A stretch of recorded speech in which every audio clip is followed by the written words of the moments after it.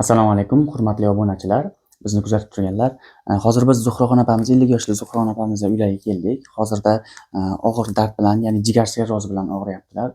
Jigar sirrozi sababli qorinda ishish paydo bo'lib, shu yig'ilgan suvlar hammasi oyoqlaridan yara bo'lib chiqyapti ekan. Endi shu sababli hozir biz xayriya jamoat fondimizga, Zavqiy xayriya jamoat fondining ehson qutilariga tushgan mablag'lardan 500 ming so'm olib keldik va qabul qilib olasiz.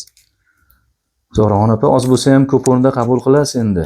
Shu dorilaringizga ozgina yordam bo'lsa xursand bo'lamiz. Yuzlab odamlar shu xayriya qutilarimizga xayriyalarni solishgan.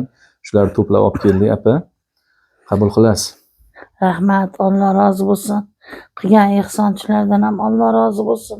Amin. Bu dunyo yuzlari yorug' bo'lsin. Ikki dunyo saodatiga yetkazdirsin. Allohdan umidimiz katta, ajab emas. Mana shu ehsonlar sabab bo'lib bizga Alloh o'zi shifoi komil bersin. Barcha bemorlarga Alloh shifoi komil bersin.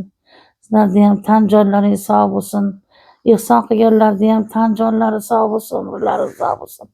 Alloh o'zidan o'ziga muhtoj qilmasin. Hammalari farzandlarni rohatlanib ko'rishlaydi. Nasib aylasin Allohim. Allohim barcha umidvor bo'lib yotgan bemorlarga o'zi shifoi komil bersin.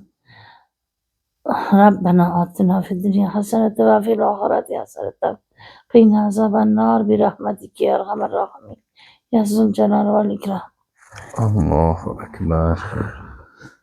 Hurmatli bizni kuzatib turganlar, Zohraxon opamiz ahvollarini ko'rib turibsizlar.